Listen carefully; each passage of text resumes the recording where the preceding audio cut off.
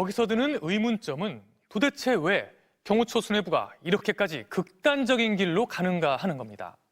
경호처 내부에선 수뇌부의 승진 경로를 주목하고 있습니다. 이들이 이른바 김건희 여사 라인이라는 겁니다. 김성은 경호차장의 실체가 낱낱이 드러났습니다. 김성은 경호차장이 김건희 여사의 환심을 사기 위해 경호처 직원들에게 관저에서 키우는 대통령 반려견 옷을 구입하게 하고 장기자랑을 시키는 등 업무와 무관한 일들을 하게 했다는 의혹이 제기됐는데요. 이에 더불어민주당 윤건영 의원은 13일 문화방송 MBC 라디오 김종배의 시선집중에 출연해 김성우는 야당에서 김건희 김용현 라인으로 지목한 대통령 경호처 내 강경파의 핵심 인물인데 윤 부부가 키우는 반려견을 위해 경호처 마크가 새겨진 옷을 상납한 게 윤 대통령 부부의 환심을 산 계기가 됐다는 것이다 라며 밝혔는데요. 심지어 윤건영 의원은 또 윤석열 내외 휴가 기간 때 김성훈이 경호처 직원들을 무리하게 동원했다며 노래방 기계를 설치한다거나 폭죽놀이를 하는데 폭죽을 사오라고 시킨다거나 이런 사사로운 일에도 경호관들을 동원했다는 제보들이 쏟아지고 있다고 했습니다. 상황이 이렇게 심각하게 흘러가는데도 불구하고 끝까지 유흥은 놓지 못하는 윤석열 김건희 부부, 경호처는 이들에게 있어서 개인 사병 조직이라는 말이 더 이상은 과장이 아니게 되었습니다. 경호처의 명예를 바닥까지 실추시킨 경호차장 역시 반드시 죄값을 물어야 합니다. 지금 경호처 내부는 혼란 그리고 분열 이렇게 정리하면 될 것 같아요. 그래요? 어찌됐든 간에 김성훈 경호차장, 이광우 경호본부장 등 이 김건희 라인들이 라인 주도하고 있는 건 사실입니다. 지금 현재 경호처를. 하지만 어제 과장, 부장, 과부장 회의라고 하는데요. 과부장 회의에서 현 사태가 문제가 있다. 경호차장은 물러나라, 네. 사퇴해라. 예. 라는 요구가 공식적으로 나왔다는 거거든요. 그렇죠. 보도도 그런 내용이 나오더라고요. 그래서 그 이야기를 한 간부가 대기 발령을 받은 그런 상황입니다. 그건 확인하신 내용입니까? 뭐 제보를 받았던 내용이고 네. 경호처가 부정을 안 하고 있으니까요. 그렇죠. 그런 내용에 그렇게 대해서 봐야죠. 아니면 아니라고 이야기를 해야 될 텐데. 그다음에 어제 의원님이 이제 또 이제 뭐 그 전에 이제 KBS가 보도를 하긴 했습니다만 이제 글이 하나 11일에 올려왔잖아요. 네. 그래서 김상훈 차장이 이건 이제 그 삭제를 지시를 했고 수용을 안 하니까 전산 담당 직원을 시켜서 숨김 처리를 해버렸고. 근데 또 어제 KBS 보도를 보니까 그 다음 날 어제죠. 다시 열었다라는 보도가 나오더라고요. 맞습니다. 그게 정확하게 조금 더 말씀드리면 토요일 날 1시 반 정도에 뭐 저는 신원을 확인을 했는데요. 글 쓰신 분은 어떤 업무도 이제 확인을 했고 그분이 글을 하나 올렸다는 겁니다. 예. 제가 어제 SNS에 공개를 했는데 그 내용은 핵심은 그겁니다. 경호처가 오버하면 안 된다. 집행을 막는 집행을 건 막으면 안 된다. 공무집행 방해에 해당이 예, 된다. 핵심이 그건데 그 글을 올린 지 1시간도 안 돼서 경호차장 부속실에서 그 글을 내려라. 라고 해당 부서장한테 요청을 했다는 겁니다. 해당 부서장은 내가 내릴 수 있는 글이 아니다. 네. 이거는 그렇게 버티니까 통신 쪽, 즉 그 서버를 담당하는 쪽에다가 경호차장 부속실에서 이야기를 해서 내려버렸다는 겁니다. 강제적으로. 그런 다음에 어제 오후에 다시 그거를 복귀를 시켰다라는 거거든요. 그러니까 아마 언론에 보도가 되면서 이러저런 부담을 느낀 것 아닌가라는 생각은 듭니다. 그 과정에서 또 이제 어떤 직원들의 반발이 있었을 수도 있고. 그렇습니다. 그다음에 또 하나 이거는 지금 대단히 중대한 문제이기 때문에 확인이 반드시 필요한 것 같은데 그러니까 한겨레 보도를 보면은 11일 날 점심을 그 상급 이상들과 먹으면서 무력 사용을 지시를 했다라는 보도가 나왔고 어제 MBC 뉴스데스크 보도를 보면은 중화기 사용까지 어떤 이야기가 그러니까 거론이 됐다. 이 지금 보도가 나왔거든요. 일단 교집합이 있단 말이에요. 네. 실제로 지금 이런 이야기가 오가고 있고 준비가 되고 있다고 봐야 될까요? 어떻게 보십니까? 저도 제보를 좀 확인을 하고 있는데요. 예. 그러저러한 흐름들이 있는 건 사실인 것 같고요. 네. 윤석열 대통령이 무력 사용을 지시한다라고 만약에 이게 사실이라면 이걸 어떻게 평가를 하십니까? 말도 안 되죠. 이게 대한민국의 법원에서 발부한 영장을 예. 공권력이 집행하러 갔는데 예. 그 공권력에 맞서서 지금 싸우라고 공권력을 부추기는 거잖아요. 예. 공권력과 공권력의 싸움을 부추기는 게 윤석열 씨가 지금 하고 있는 행태거든요. 이유는 단 한 가지 아닙니까? 법 위에 내가 있다. 나를 체포할 수는 없다. 이 이유 하나인데 대한민국 법 체계를 무너뜨리고 경호처 자체를 사병으로 둔갑시키고 있는 그런 짓을 하고 있는 겁니다. 이 자체도 위법한 짓이라고 봐야 되는 거죠. 당연히 불법한 일이죠. 알겠습니다. 근데 계속 지금 경호처 차장 김성훈 차장 이야기가 나오는데 저번에 이제 그 저희 방송에 나오셔서 김건희 라인이라고 지금 말씀을 하신 바가 있었습니다. 네. 좀 더 구체적으로 어떤 사람입니까? 이분이 그렇습니다. 최근에는 윤석열 씨가 다시 대통령으로 복귀를 하면 네. 정식 경호처장이 돼서 권력을 잡겠다라는 생각을 공공연하게 이야기를 하고 다닌대요 지금. 본인 입으로 예, 얘기를 하고 예. 있대요. 예. 그리고 평소에도 전 경호처장을 패싱하고 보고도 하고 예. 이런 상황이었고요. 얼마 전에 언론에 나왔잖아요. 윤석열 씨가 한남동 관저에서 경호 방어 태세를 점검하는 모습들이 영상 찍힌 거. 영상 찍힌 거 나왔을 때 경호처장을 패싱한 겁니다. 경호차장과 본부장이 수행을 하고 경호처장한테는 알려주지도 않았다라는 겁니다. 그러니까 이분이 본격적으로 윤석열 대통령 내외에 눈에 들었던 거는 2023년 8월에 있었던 부친상이 계기였다고 해요. 아, 그래요? 예. 예. 부친상 당시에 장례 업무를 김성훈 차장이 도맡아서 했답니다. 윤석열 대통령 부친. 예. 그때 부친상 있었죠. 2023년 8월이었습니다. 장례 절차를 김성훈 차장이 좀 도맡아서 했다고요? 네네. 그러면서 이제 소위 말해서 묘자리도 알아보고 뭐 장례 업무들을 경호처의 김성훈 차장이 맡았다라고 해요. 예. 그러면서 이제 눈에 좀 들었죠. 아까 송석준 의원도 안 드렸고, 그건 제가 알아서 하겠습니다. 저도 토론 시간이 있기 때문에.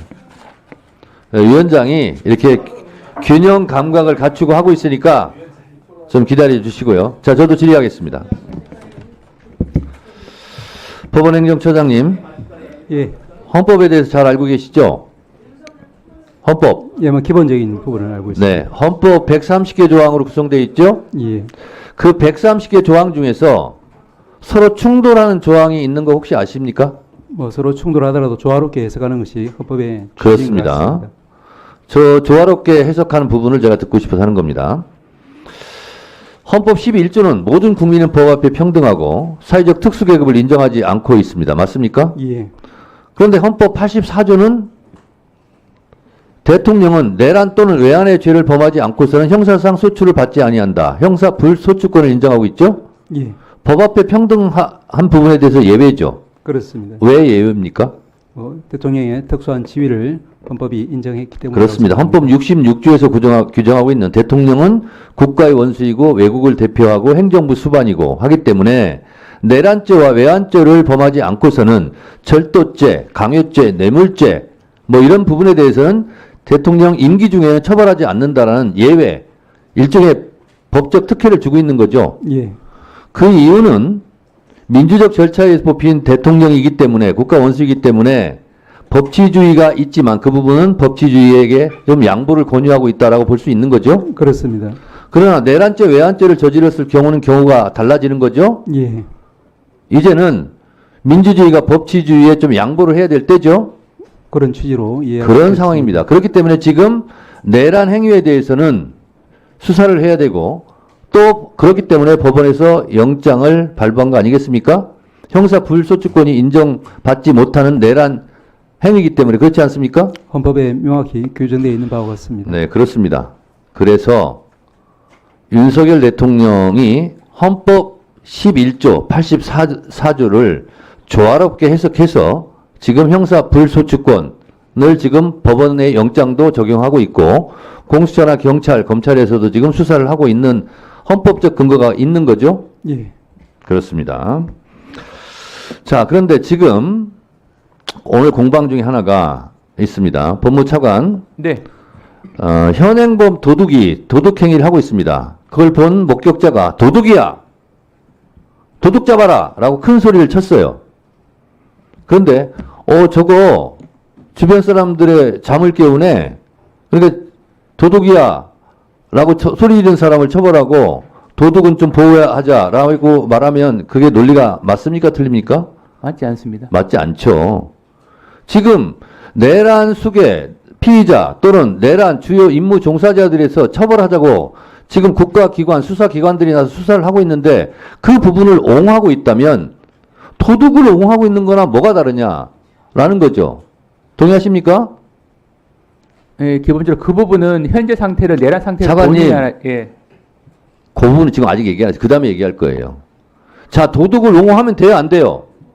안 되죠? 안 됩니다. 내란 피의자나 내란 공범들 옹호하면 돼요? 안 돼요? 옹호하면 안 되지 않는 되잖아요. 건 맞습니다만 그 형사처벌도 자체가 문제입니다. 내란 선전선동죄로 처벌받게 돼 있어요. 내란의 부하 수행도 5년 이하의 징역에 처하게 돼 있잖아요. 맞지 않습니까? 그런 거고요. 자, 내란이 끝났냐 끝나지 않느냐 하는 법적인 부분은 있을 수 있어요. 자, 형법에서 내란죄에 대한 국헌문란에 대한 정의를 형법 91조에서 하고 있어요. 헌법과 법률에 의하지 않고 그 절차에 의하지 않고 헌법과 법률의 기능을 소멸시키는 것. 헌법이 정한 국가기관의 권능을 행사하지 못하게 하는 것. 이것이 내란, 국헌문란이라고 정의하고 있잖아요. 네. 공수처가 헌법기관은 아닙니다만 공수처가 왜 들어가려고 그래요? 헌법기관인 법원에서 발부한 체포영장을 집행하러 들어가려고 하는 거 아니에요? 그 법원 헌법기관 아닙니까? 헌법기관의 권능을 소멸시키고 무력화시키려고 하는 거기 때문에 지금도 내란 상태라는 거예요. 법적으로도. 아셨습니까? 국회에 총뿌리를 들이댄 것이 내란이잖아요. 공수처, 경찰, 체포영장을 집행하러 들어가는 우리 국민들을, 우리 국가기관을 향해서 총을 쏴라 하는 것이 내란이 아니고 뭐란 말입니까? 아직 내란이 그래서 끝나지 않았다는 거예요. 아셨어요? 지금 장동희 의원께서 민주당이 뭐 고발하고 그런다고 그러는데 국민의힘도 만만치 않네요. 지금 속보가 떴는데 주진우 국민의힘 법률위원장이라는 분이 있나 봐요. 이분이 내란죄 공범, 허위사실 유포로 박찬대, 김용민, 정청래 고발 이런 뉴시스 방금 속보가 떴습니다. 본문 내용을 보니까 고발 대상은 박 원내대표와 김 정책수석 부대표, 정청래 위원장을 비롯해 김우영, 강선우, 남인순, 황정아, 김문수 의원이 됐고 홍익표, 한영태, 이강진 지역위원장과 김용현 진보당 지역위원장 뭐 그냥 전국에 있는 지역위원장 국회의원들 다 고발할 방침인가 봐요. 아주 장하십니다.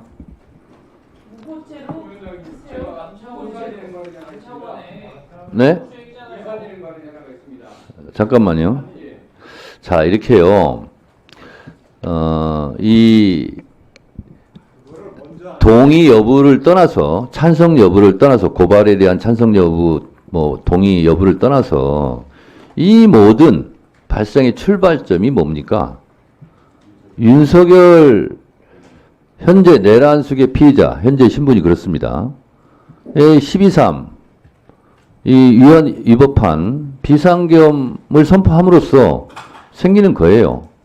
그런데 자기 밑에 있는 부하들은 다 지금 구속되고 기소되고 있는데 본인만 지금 체포영장을 거부하면서 지금 법 집행에 정하고 있지 않습니까?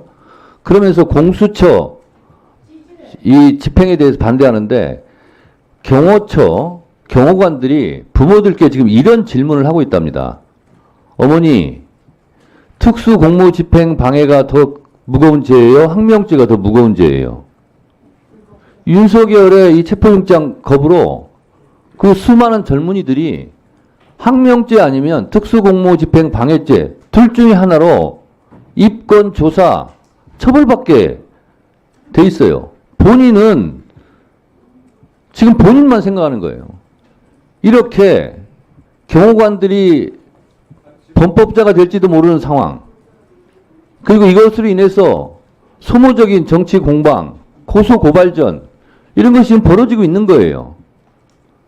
윤석열 대통령은 정말 무책임하고 비겁한 사람 같아요.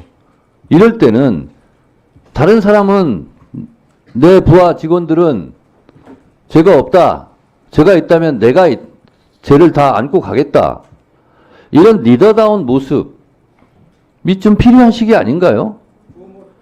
주진우 법률위원장인들 이런 현수막에 대해서 다 고발하고 싶어서 고발하겠습니까? 이런 상황이 되다 보니까 양쪽의 싸움이 고소 고발이 격화되는 거예요. 한남동 관저에 지금 있는 윤석열 대통령 유튜브 많이 보신다니까 이 법사 유튜브 보고 있을지도 모르겠네요. 빨리 이런 소모적인 피해자가 더 이상 발생하지 않도록 스스로 자발적으로 걸어 나오시기 바랍니다. 참 안타깝습니다. 다음은 우리 이재명 대표를 두고 내란 수계라고 비난한다든가 굉장히 집착을 하고 있는 것처럼 보이는데, 한 말씀만 드리면 지금 이 내란의 문제는 게임이 아닙니다. 대한민국의 헌정 질서에 관한 굉장히 엄중한 문제이고, 단순히 어떤 권력을 가지고 이기고 지는 게임이 아닙니다. 그래서 옳고 그름의 문제, 정의에 대한 문제, 우리 헌법, 헌정 질서에 대한 문제를 이기고 지는 게임의 수준으로 생각하시면 영원히 이길 수 없을 것이다 라고 말씀드립니다.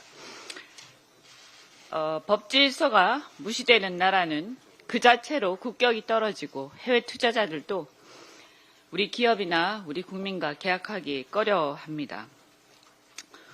저도 정치 입문 전에 외국인 투자 부문에서 일을 많이 한 사람으로서 국제 투자에서 가장 기본적인 것은 예측 가능성입니다. 즉, 그 나라가 법 질서 그리고 시장 질서가 얼마나 잘 지켜지고 존중되고 있느냐, 얼마나 예측 가능하게 운영되고 있느냐 하는 부분인데요.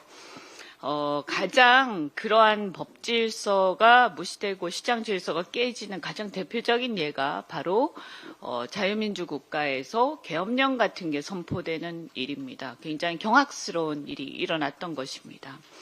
그래서 많은 투자자들이 재산권과 금융 질서 등 또 기본권과 시장 질서가 제약될 수 있다는 극한적인 두려움을 가졌습니다. 이것이 얼마나 치명적인지 알 것입니다. 한국의 대외적 이미지는 12.3 계엄령으로 추락을 했다가, 그래서 국회가 바로 신속하게 계엄 해제를 하고 또 우리 국민들이 평화롭고 질서 있게 조항해서 많은 외신들도 평가하고 많은 국제사회에서 평가했듯이 한국 민주주의의 빠른 회복력, 이렇게 극찬을 받으면서 빠르게 회복되는 듯했습니다. 그런데 얼마 전에 윤석열이 체포영장 집행에 대놓고 저항하면서 법치주의를 파괴하는 모습에 다시 국제사회와 특히 경제인들이 우려하기 시작한 것입니다.